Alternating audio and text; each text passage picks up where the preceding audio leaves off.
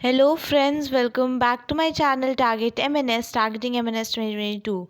So today we are explaining the topic that is general principles and processes of isolation of elements. ठीक है, this is your chemistry topic and it is an important topic because this whole chapter is a theoretical part. Okay, so questions हम नहीं देखेंगे, हम एक दो questions आगे में देखते हैं. हम वहाँ से चैप्टर की स्टार्टिंग करेंगे एंड उसके बाद पूरा एक्सप्लेनेशन चैप्टर का देखेंगे. So a natural occurring chemical substance, natural है, ठीक है, खुद से पैदा हो रहा है नेचर के wise chemical substance in earth crust obtainable by mining. Mining करने के बाद ही हमें वो मिलता है, उसे हम क्या कहते हैं? ओर्स, मिनरल्स, गैंग और metals. So the right answer is option B, that is minerals. ठीक है, सो कोई भी नेचुरली अकरिंग हमें केमिकल सब्सटेंस मिल रहा है अर्थ क्रस्ट से. ठीक है, अर्थ के क्रस्ट में, दिस इज अर्थ, तो यहाँ पे से होल में है. ठीक है, आपको डिग करना पड़ेगा इतना लाने के लिए, तो इसीलिए हम बोलते हैं बाय माइनिंग. ठीक है, तो इससे हमें केमिकल सब्सटेंस मिल रहा है उसे हम क्या कहते हैं? मिनरल्स कहते हैं. ये जो तीनों टर्मिनोलॉजीज है, मिनरल्स, ओर्स एंड गैंग, तो मिनरल्स हो गया पहला. ना ओर को समझते, ओर क्या होता है? Contains only desired substance. आपने जो नीचे से अर्थ के क्रस्ट से आपने जो निकाला है उसे मिनरल्स बोलते हैं. मिनरल जो है वो पूरा पूरा हमारे यूज़ का नहीं होता है. ठीक है, मिनरल का जो कुछ पार्ट होता है, मिनरल को हम लोग कह सकते हैं ओर प्लस गैंग. ठीक है, ओर प्लस गैंग. कुछ पार्ट्स होता है मिनरल का जो होता है ओर होता है और कुछ पार्ट होता है गैंग होता है. ओर कौन सा पार्ट होता है? कंटेन्स ओनली अ डिजायर्ड सब्सटेंस, जो कि हमें चाहिए, जिससे हमें सब कुछ प्रॉफिट होगा, वो ओर होता है. और बाकी जो भी अनडिजायर्ड मटेरियल होता है ओर में, ओर के अंदर जो भी अलग से होगा उसे हम क्या बोलेंगे? गैंग बोलेंगे, जो हमारे काम का नहीं होता है. और इसको मिला के दोनों को बनता है मिनरल्स. ठीक है, this is the whole point we have. Next, how many steps we have to follow to have a pure metal? अभी हमने माइनिंग करके मिट्टी से खोद के नीचे से हमने निकाल लिया मिनरल. ठीक है, अब कितने स्टेप्स में मिनरल से कितने स्टेप्स में हम लोग को क्या मिलेगा? मेटल मिलेगा. तो कितने स्टेप्स में मिलेगा? ओनली 1, 2, 3 और 4. सो टोटल 3 स्टेप्स में option C is the right answer. 3 steps में हमें क्या मिलता है? प्योर मेटल मिलता है. कौन कौन से स्टेप्स हैं? पहला क्या करेंगे, हमने जब माइनिंग कर लिया तो कंसंट्रेशन ऑफ ओर, क्या करते हैं? Concentration of ore. ठीक है, फिर आइसोलेशन करेंगे, आइसोलेशन ऑफ मेटल, और फिर करते हैं प्यूरिफिकेशन ऑफ मेटल. 3 स्टेप्स है, concentration of ore, isolation of metal and then purification of metal. तो इन तीनों स्टेप्स को हम लोग यहाँ पे अब अच्छे से एक्सप्लेन करने वाले हैं. तो पूरा चैप्टर जो भी यहाँ पे मैं एक्सप्लेन करूँगी वो इस 3 स्टेप्स पे ही बेस्ड है. Next, bauxite and cryolite are the roles, नहीं, are the ores of which of the following matter. ठीक है, तो बॉक्साइट जो है और क्रायोलाइट है, ये किसके ओर्स हैं आपको बताना है? एल्यूमिनियम, आयरन, कॉपर और zinc. So bauxite and cryolite जो है ना, आपके एल्यूमिनियम के जिंक है. आपसे आयरन का पूछा जा सकता है तो आप आयरन का बोल सकते हो मैग्नेटाइट हो जाएगा, हेमेटाइट हो जाएगा, आयरन पायराइट्स, ये सारे ओर्स हो जाएंगे आयरन के. कॉपर की बात करें तो कॉपर ग्लैंड्स, कॉपर पायराइट्स, ठीक है, क्यूपराइट, ये सारे आपके कॉपर के ओर हो जाएंगे. जिंक की बात करें तो zinc blende, calamine, zinc kit, ठीक है, ये सारे आपके जिंक के ओर्स हो जाएंगे. तो यहाँ पे देखिए next, malachite and chalcopyrite the ores of which of the following metal. Malachite and chalcopyrite, ये किसके ओर्स हैं? मैग्नीशियम, पोटेशियम, कॉपर और iron. So the right answer is copper. ठीक है, कॉपर पायराइट्स को ना चैल्कोपायराइट्स भी बोलते हैं एंड मैलेकाइट दूसरा हो जाएगा. Next, we have to have a pure metal. तो यही 3 स्टेप्स मैं आपको बता रही थी कि अगर प्योर मेटल चाहिए हमें तो पहले ओर जो मिला है उसका हम कंसंट्रेशन करेंगे, देन उसके बाद उससे हमें जो मेटल मिलेगा, concentration of ore means what? To find out metal from the ore. Ore मिला, ठीक है, उससे हमने मेटल फाइंड आउट किया, फिर उसके बाद आइसोलेशन करेंगे मेटल का, और लास्ट में जब मेटल परफेक्टली मिल जाएगा तो उसका हम प्यूरिफिकेशन कर देंगे. ठीक है, तो पहले देखते हैं concentration of the ore. Concentration of the ore हम 4 तरीके से कर सकते हैं। हमने जो कंसंट्रेशन ऑफ ओर का मतलब क्या होता है कि जो हमने मिनरल निकाला है नीचे से ज़मीन से, ठीक है, उसमें बहुत सारा अनवांटेड पार्टिकल्स भी होता है, ठीक है, ओर प्लस गैंग मिनरल में होता है, तो उसमें से सिर्फ हम मिनरल में से ओर निकाल लेंगे और गैंग हटा देंगे। फॉर एग्जांपल अगर आपको कोई कॉइन ऐसे गिरा हुआ मिलता है मिट्टी में, ठीक है, तो आप उसको उठा के क्या करते हो, उठा के साफ़ करोगे, ठीक है, उठा के वॉश कर दोगे, साफ़ कर दोगे, कैसे भी करके उसे उस पर से लगी मिट्टी हटाओगे, ठीक है। तो 4 वेज हैं कंसंट्रेशन ऑफ ओर की। पहला है हाइड्रोलिक वॉशिंग, दूसरा है मैग्नेटिक सेपरेशन, तीसरा है fourth flotation process and fourth is leaching, जिसमें से फोर्थ फ्लोटेशन एंड लीचिंग पे बहुत ज़्यादा क्वेश्चंस बनते हैं। ओके, हाइड्रोलिक वॉशिंग क्या होता है?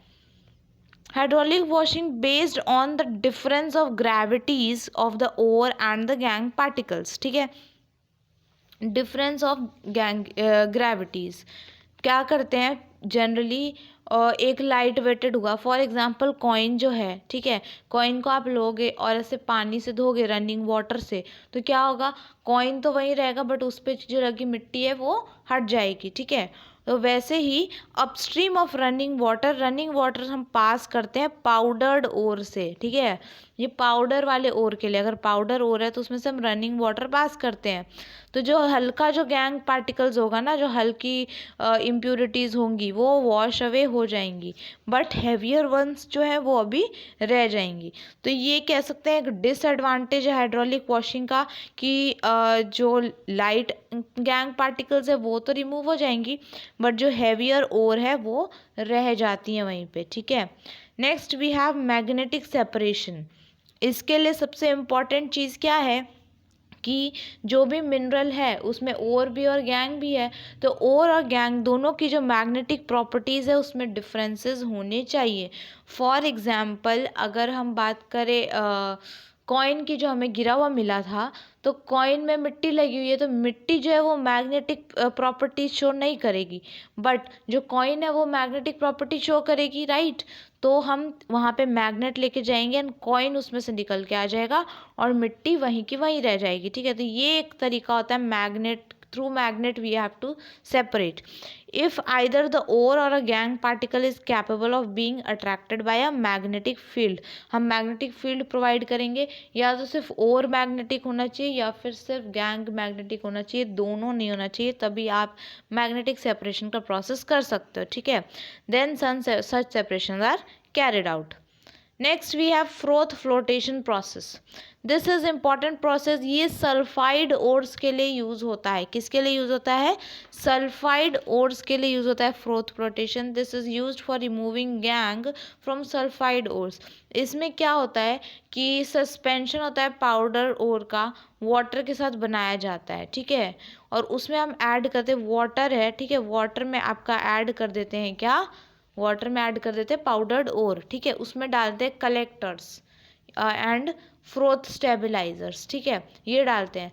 तो ये क्या करते हैं कि जो भी मिनरल कलेक्टर्स क्या होता है, ऑयल की तरह होता है, ठीक है, एंड स्टेबलाइजर्स होता है। स्टेबलाइजर्स में एग्जांपल आप लिख लो, क्रिसोल होता है, ठीक है, एनिलीन होता है, ये सारे एग्जांपल्स होते हैं आपके स्टेबलाइजर्स के, ठीक है। तो इससे क्या होता है कि मिनरल पार्टिकल जो है ना वो ऑयल से गीला हो जाएगा और जो गैंग पार्टिकल है ना वो वाटर से गीला हो जाएगा।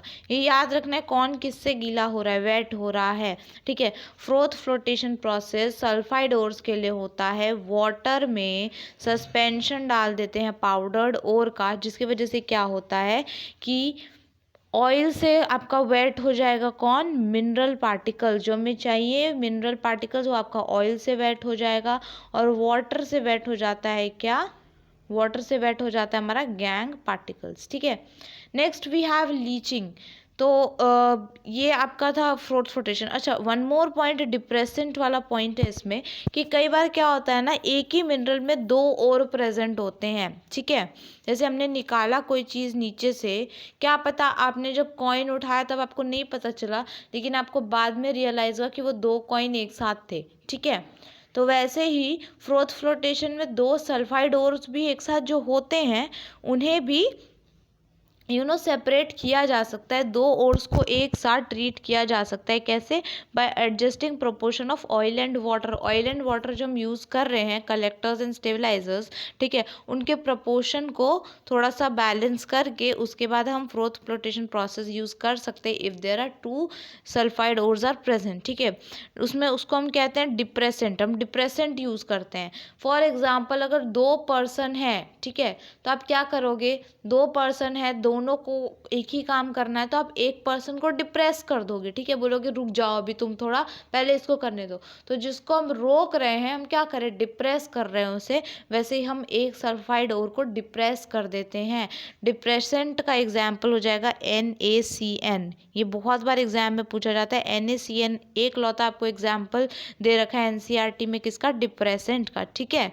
It is possible to separate two sulphide ores by adding proportion or adjusting proportion of oil to water or by using depressant, ठीक है। तो ये हो गया froth flotation. Next we have leaching. Leaching भी वेरी वेरी इंपॉर्टेंट है। Leaching जो है ये इसमें सॉल्युबिलिटी देखा जाता है। Used if the ore is soluble in some suitable solvent, ठीक है। ओर जो है आपका, अगर वो किसी भी सॉल्वेंट में सुटेबल क्या हो जाए? सॉल्यूबल हो जाए, तो आप लीचिंग कर सकते हो, ठीक है। For example, leaching of alumina from bauxite. Bauxite हमने देखा था एल्यूमिनियम का एक ओर है, ठीक है, उससे हमें एल्यूमिना मेटल को निकालना है, ठीक है। तो उसके लिए हम क्या करते हैं? लीचिंग करते हैं। तो पूरा तरीका क्या है? यहाँ पे 3 स्टेप्स होते हैं leaching of aluminium from bauxite. देखते हैं क्या क्या। डाइजेस्ट पाउडर और विथ कंसनट्रेटेड NaOH, ठीक है। कंसनट्रेटेड NaOH जो है एक सुटेबल सॉल्वेंट है, ठीक है, बॉक्साइड के लिए। तो हम बॉक्साइड में कंसनट्रेटेड NaOH मिलाएंगे तो हमें सोडियम एल्यूमिनेट मिलता है। क्या मिलता है? Sodium aluminate. अब जब हमें सोडियम एल्यूमिनेट मिला, ठीक है, तो सोडियम एल्यूमिनेट को हम प्रेसिपिटेट आउट कर देते हैं, उसमें कार्बन डाइऑक्साइड ऐड कर देते हैं। सोडियम एल्यूमिनेट में कार्बन डाइऑक्साइड ऐड कर देंगे तो वो प्रेसिपिटेशन के फॉर्म में बाहर आएगा, ठीक है। तो जब बाहर आएगा प्रेसिपिटेशन के फॉर्म में, तो वो बन जाएगा सोडियम सिलिकेट। क्या बन जाएगा? सेकंड स्टेप में सोडियम सिलिकेट बन जाएगा। तो सोडियम सिलिकेट को, ठीक है, जो कि सोल्यूशन में अगर हम छोड़ देते हैं, ठीक है, वो सोडियम सिलिकेट हो जाएगा, और जो हाइड्रेटेड हमें मिल जाएगा एल्यूमिना, उसको हम फिल्टर आउट कर लेते हैं, ठीक है। तो ये 3 पूरा स्टेप्स है। पहले स्टेप में क्या कर रहे हैं हम? बॉक्साइड जो हमारे पास ओर है उसमें हम कंसनट्रेटेड NaOH ऐड कर रहे हैं, जिससे हमें सोडियम एल्यूमिना मिल रहा है। सोडियम एल्यूमिना में कार्बन डाइऑक्साइड गैस ऐड कर रहे हैं, तो हमें सोडियम सिलिकेट मिल रहा है ना। सोडियम सिलिकेट में जो है उसको हम सोल्यूशन में छोड़ देंगे, और एल्यूमिनिया जो है उसको हम फिल्टर कर देंगे हाइड्रेटेड एल्यूमिना को, ठीक है। तो ये पूरा प्रोसेस हो जाएगा लीचिंग का। तो हमने पहला हमारा क्या स्टेप था? हमने यहाँ पे देखे थे ना 3 स्टेप्स, तो इसमें से पहला स्टेप क्या था? Concentration of ore. तो ये हमारा क्लियर हो गया, कंसंट्रेशन ऑफ ओर हमारा कंप्लीट हो गया। Now isolation of metals. Metals को कैसे आइसोलेट करना है उसे देखते हैं। मेटल को आइसोलेट करने के लिए, और we can say extract of crude metal from concentrated ore. तो ये 2 स्टेप्स होते हैं इसे करने के, कन्वर्जन टू ऑक्साइड और reduction of oxide to metal. या तो आप ऑक्साइड में कन्वर्ट कर दो, आपको जो कंसनट्रेट होके जो भी मिला है आप उसे ऑक्साइड में कन्वर्ट कर दो, या फिर रिड्यूस कर दो ऑक्साइड को मेटल में, ठीक है। That is known as extraction of crude metal from concentrated ore, ठीक है। तो कैसे करते हैं? पहले हम देखते हैं कन्वर्जन टू ऑक्साइड। ऑक्साइड में कन्वर्जन करने के लिए वी हैव 2 स्टेप्स। पहला होता है calcination, involves heating when the volatile matter escapes leaving behind the metal oxide। ये जो कैल्सिनेशन है ना, ये एनारोबिक कंडीशन में होता है, मतलब एब्सेंस ऑफ एयर के कंडीशन में होता है कैल्सिनेशन, ठीक है। एंड ये कार्बोनेट ओर्स जो है ना उसको हम कैल्सिनेशन करते हैं। सी से कैल्सिनेशन, सी से कार्बोनेट ओर, याद रखेंगे हम इसी को कैल्सिनेट करते हैं, ठीक है। एंड इसमें इन्वॉल्व होता है हीटिंग। इसमें हम क्या कर रहे हैं कि कोई भी जो हमने मिला है कंसनट्रेटेड ओर, उसको हम अब कन्वर्ट कर रहे हैं ऑक्साइड में, ठीक है। दूसरा होता है रोस्टिंग। तो कैल्सिनेशन तो हमने सिर्फ कार्बोनेट ओर्स का किया, बट जो सल्फाइड ओर्स हमने देखे थे, सल्फाइड ओर्स का हमने कंसंट्रेशन कैसे किया था? With the help of froth flotation, right, with the help of froth flotation हमने सल्फाइड ओर्स का कंसंट्रेशन किया था। अब हमें उसे कन्वर्ट करना है इन ऑक्साइड, तो उसके लिए हम रोस्टिंग करते हैं, इसमें हीटिंग चाहिए एंड जो है टेम्परेचर जो है below the melting point of metal होना चाहिए, ठीक है। एंड ये एरोबिक कंडीशन में होता है, ठीक है, एरोबिक कंडीशन में होता है, प्रेजेंस ऑफ एयर में होता है। Next we have reduction of oxides to the metal. हमने ऑक्साइड मिल गया, अब हम क्या करेंगे? ऑक्साइड का रिडक्शन करेंगे मेटल में। तो हम तीसरे स्टेप पे आ गए, ठीक है।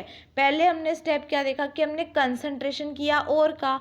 दूसरे स्टेप में हमने देखा कि जो हमें कंसंट्रेटेड ओर से जो मिला उसको हमने कन्वर्ट कर दिया किसमें? ऑक्साइड में। अब जो हमें ऑक्साइड मिला उसको हम रेड्यूस कर देंगे किसमें? मेटल में, ठीक है। तीसरा स्टेप है, इसमें क्या करते हैं यूजुअली? ईटिंग नहीं होगा, हीटिंग होगा, ठीक है। It usually involve heating with some other substance acting as reducing agent, ठीक है। रिडक्शन करना है तो जो ऑक्साइड हमें मिला है, ऑक्साइड को हम ऐड कर देंगे किसके साथ? रिड्यूसिंग एजेंट के साथ, और रिड्यूसिंग एजेंट को हीट कर देंगे, ठीक है। दोनों को साथ में मिला के हीट कर देंगे, तो इससे क्या होगा? रिडक्शन हो जाएगा ऑक्साइड का। कुछ मेटल्स ऐसे होते हैं जो ईजिली रेड्यूस हो जाते हैं, ठीक है, ईजिली रेड्यूस हो जाते हैं, बट कुछ ऐसे होते हैं जो कि डिफ़िकल्ट होते हैं रेड्यूस होने के लिए, उस केस में उन्हें हीटिंग की ज़रूरत पड़ती है। अगर आप ऑक्साइड को रेड्यूसिंग एजेंट के साथ ऐड करोगे तो कुछ मेटल्स जो ईजिली रेड्यूस होते हैं वो विदाउट हीटिंग रेड्यूस हो जाएंगे, बट जो नहीं हो रहे विदाउट हीटिंग तो उन्हें हीट दे के फिर आप रेड्यूस कर सकते हो, ठीक है। नाउ जो लास्ट हमने स्टेप देखा that is purification of metals. आप समझ रहे हो ना? मैं आपको एक बार फिर से बताती हूँ डिस्क्रिप्शन। ये देखिए, हमने यहाँ पे 3 स्टेप्स देखे थे। कंसंट्रेशन ऑफ द ओर, जिसमें हमने 4 चीज़ें पढ़ी, क्या क्या? Hydraulic washing, magnetic separation, froth flotation process and leaching. ये हमने कंसंट्रेशन ऑफ ओर में देखा ना। आइसोलेशन ऑफ मेटल्स में हमने 2 चीज़ें देखी।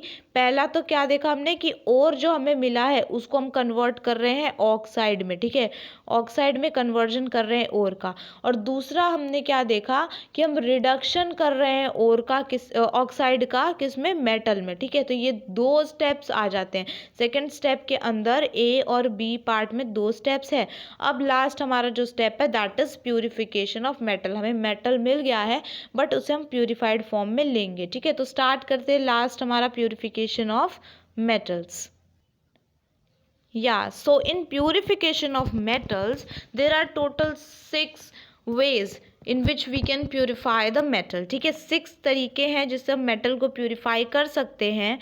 Distillation, liquation, electrolytic refining, zone refining, vapor phase refining and chromatographic method. ठीक है, तो एक एक करके हम सबको एक्सप्लेन करेंगे यहाँ पे और देखेंगे कि क्या है पूरा. ठीक है, डिस्टिलेशन की बात करें तो ये लो बॉइलिंग पॉइंट मेटल्स के लिए बहुत ज़्यादा यूज़फुल है. Distillation is very useful for low boiling point metals. ठीक है, क्योंकि इसमें क्या होता है, इम्प्योर मेटल जो होता है अगर हम हीट देते हैं, ठीक है, और जो इम्प्योर मेटल है वो इवेपोरेट हो जाता है एंड जो नीचे डिस्टिलेट जो बचता है वो हमें प्योर मेटल का मिलता है. ठीक है, एग्जाम्पल में हो जाएगा जिंक, कैडमियम, मर्क्यूरी. क्या हो जाएगा, zinc, cadmium, mercury, very important. Distillation again देखते हैं, लो बॉइलिंग पॉइंट मेटल्स के लिए होता है. इम्प्योर मेटल जो है वो इवेपोरेट हो जाता है एंड डिस्टिलेट में जो बचता है वो होता है pure metal. Example zinc, cadmium, mercury. आपसे एग्जाम्पल बहुत इंपॉर्टेंट है, पूछा जा सकता है कि जिंक, कैडमियम और मर्क्यूरी का प्यूरिफिकेशन प्रोसेस क्या है, तो आप बोलेंगे डिस्टिलेशन. ठीक है, next we have liquation. Liquation का एग्जाम्पल हो जाएगा टिन। इसमें क्या होता है, लो मेल्टिंग पॉइंट के लिए है। डिस्टिलेशन लो बॉइलिंग पॉइंट के लिए था, लिक्वेशन है तो लो मेल्टिंग पॉइंट के लिए है। Can be made to flow on the sloping surface, ठीक है, स्लोपिंग सरफेस पे ऐसा सरफेस हो तो इस पे फ्लो कर सकता है लिक्विड की तरह, इसलिए लिक्वेशन बोलते हैं for low melting point metals and example में हो जाएगा tin. Next we have electrolytic refining. क्या है इलेक्ट्रोलाइटिक रिफाइनिंग? इलेक्ट्रोलाइटिक रिफाइनिंग में दो चीज़ें इंपॉर्टेंट है, एनोड और कैथोड। तो आप एक चीज़ याद कर लीजिए, एनोड जो होता है यहाँ पे क्या होता है, ऑक्सीडेशन होता है, और कैथोड जो होता है यहाँ पे रिडक्शन होता है। ये चीज़ें आप पहले लर्न कर लीजिए, एनोड ऑक्सीडेशन, कैथोड रिडक्शन। अब समझते हैं क्या होता है इलेक्ट्रोलाइटिक रिफाइनिंग। जो इम्प्योर मेटल है, ठीक है, हमें जिस मेटल को प्योर करना है उसको हम एनोड पे डाल देते हैं, ठीक है। एनोड जो है हमारा वो बना होता है इम्प्योर मेटल से जिसे हमें प्योर करना है, and a pure metal form is used as cathode.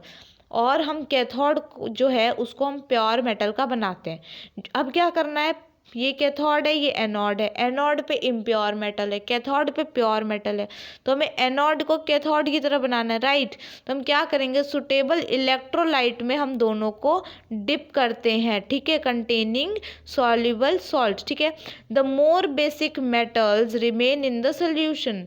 जो भी मोर बेसिक मेटल है वो आपका सोल्यूशन में ही रहेगा, जो लेस बेसिक होगा, ठीक है, वो एनोड मड पे चला जाएगा। वो कहाँ चला जाएगा, एनोड पे चला जाएगा। इम्प्योर एक जगह इकट्ठा हो जाएगा, और जो प्योर है दैट इज जो मोर बेसिक है वो आपका सोल्यूशन में ही रहेगा, ठीक है। इसका एग्जाम्पल हो जाएगा कॉपर एंड जिंक। क्या हो जाएगा, कॉपर एंड जिंक। तो आपको बस ये याद रखना है कि एनोड पे क्या होता है, ऑक्सीडेशन होता है, कैथोड पे क्या होता है, रिडक्शन होता है। प्योर मेटल में कहाँ देखने को मिलेगा, कैथोड पे प्योर मेटल का फॉर्मेशन होगा, और इम्प्योर मेटल का फॉर्मेशन एनोड पे होता है। Next we have zone refining. Based on the principle that the impurity are more soluble in the metal than in the solid state of the metal, ठीक है। Zone refining का principal क्या है, जो आपकी इम्प्योरिटी है, गैंग जो है, अब उसमें जो इम्प्योर मेटल है वो ज़्यादा सोल्यूबल होगा सॉलिड स्टेट में than in the solid state of the metal, ठीक है। आपको पता है सॉलिड स्टेट में कोई भी चीज़ इतनी जल्दी सॉल्युबल नहीं होती है, तो ये उसी कंसेप्ट पे है। मेथड जो है ये सेमीकंडक्टर्स बनाने के लिए बहुत ज़्यादा इंपॉर्टेंट है। आपसे डायरेक्टली क्वेश्चन पूछा जा सकता है, विच मेथड और which purification method is very useful for producing semiconductors, then your answer will be zone refining, right. Example gallium, indium, silicon, germanium and also boron, ठीक है। ये सारे एग्जाम्पल्स हो जाएंगे। The main thing we have to know is example. Next we have vapour phase refining. तो vapour phase refining में क्या होता है, आपसे इसमें डायरेक्टली ये पार्ट जो है ना, ये वाला पार्ट, इसमें से क्वेश्चन आएगा। वेपर फेज रिफाइनिंग में the metal is converted into its volatile compound. पहले हम मेटल को उसके वॉलेटाइल कंपाउंड में फॉर्म कर देंगे, ठीक है, वॉलेटाइल जो कि इजिली इवेपोरेट हो जाए, और बाद में हम उसे डीकम्पोज कर देते हैं प्योर मेटल में। पहले तो उसे इवेपोरेट करते हैं और फिर उसके बाद उसे कंडेंस कर लेना एक तरीके से, that is your vapour phase refining, ठीक है। एग्जाम्पल में इसमें दो प्रोसेसेस आते हैं, एक तो होता है वैन आर्कल मेथड। वैन आर्कल मेथड आपके जर्कोनियम एंड टाइटेनियम के रिफाइनिंग के लिए यूज़ होता है, और एक होता है मॉन्ड्स प्रोसेस जो कि निकल के लिए होता है। तो आपसे डायरेक्टली वेपर फेज में अगर आपसे पूछेंगे तो फर्स्ट लाइन से आपसे ये पूछ सकते हैं कि वेपर फेज रिफाइनिंग का प्रिंसिपल क्या है। तो आप क्या कहेंगे कि पहले मेटल को कन्वर्ट करते हैं वॉलेटाइल कंपाउंड में and then decomposes to its pure metal to give pure metal, ठीक है। और इसमें से अगर आपसे पूछेंगे तो दो यहाँ से क्वेश्चन बनते हैं कि निकल की रिफाइनिंग कैसे होती है, प्यूरिफिकेशन कैसे होती है, तो मॉन्ड्स प्रोसेस से होती है, एंड जर्कोनियम एंड टाइटेनियम की कैसे होती है, तो वैन आर्कल मेथड से होती है। दोनों Mond's process and van Arkel most important. Next we have chromatographic method. Chromatographic method जो है ये different components of mixture are differently absorbed by the absorbent, ठीक है, उस पर बेस्ड है। फॉर एग्जाम्पल अगर ये 1 और ये 2, ठीक है। मान लीजिए 2 कलर्स है, एक हो गया ये ब्लू कलर एंड दूसरा हम ले लेते हैं let it be green colour, ठीक है। और ये मिक्स हो गया। अब बीच में अगर जो ये वाला एरिया है जो आपको दिख रहा है ये मिक्स वाला, यहाँ पे आपको पता नहीं चल रहा है कि कौन सा ब्लू है कौन सा ग्रीन है, तो इनकी अलग अलग अगर एड्जॉर्प्शन की कैपेसिटी होती है तो हम क्या करेंगे, यहाँ पे एक पेपर ऐसे रख देंगे, इस पेपर में इसको एड्जॉर्ब होना है, ठीक है। तो पहले सारा ब्लू कलर एड्जॉर्ब हो जाएगा तो हमें पता चल गया ब्लू अलग हो जाएगा और ग्रीन अलग हो जाएगा, ठीक है। तो एड्जॉर्प्शन कैपेसिटी पे ये डिपेंड करता है क्रोमेटोग्राफिक मेथड, ठीक है। Useful for purification of metal which are available in minute quantities, ठीक है। कोई भी अगर मान लीजिए माइन्यूट क्वांटिटीज में हो, फॉर एग्जांपल ये येलो येलो इतना सारा प्रेजेंट है, ठीक है, एंड इसमें माइन्यूट क्वांटिटी में आपका सिर्फ ब्लू इतना ही प्रेजेंट है, तो आप इसे अलग कर सकते हो, ठीक है, with the help of chromatographic method, ठीक है, available in minute quantities and the impurities are not very different in chemical properties for the element to be purified. तो क्रोमेटोग्राफी करनी है तो 2 क्राइटेरिया होना चाहिए, पहला कि मेटल जो है वो माइन्यूट क्वांटिटी यानी कि कम क्वांटिटी में प्रेजेंट होना चाहिए, दूसरा जो इम्प्योरिटीज़ है उसका जो केमिकल प्रॉपर्टी है वो ज़्यादा डिफर नहीं करना चाहिए, नॉट वेरी डिफरेंट, ठीक है, जिसे कहते हैं क्रोमेटोग्राफिक मेथड। तो ये टोटल आपको यहाँ पे तरीके मिले, कौन कौन सा, सबसे पहले कंसंट्रेशन ऑफ ओर करेंगे, दूसरा आइसोलेशन करेंगे मेटल का, आइसोलेशन में 2 स्टेप्स हमने देखे, ऑक्साइड में कन्वर्ट करेंगे, कन्वर्जन टू ऑक्साइड, और उसके बाद ऑक्साइड जो हमें मिला उसका रिडक्शन करेंगे इन मेटल, और लास्ट हमने देखा प्यूरिफिकेशन ऑफ मेटल, टोटल 6 उसमें हमने सारे पढ़े processes, that is distillation, liquation, electrolytic refining, zone refining, vapour phase refining and chromatographic method. Examples mostly you have to learn. So this is the whole about this chapter, ठीक है। अब जो next video आएगा I will provide you 20 to 30 MCQs on the basis of this chapter.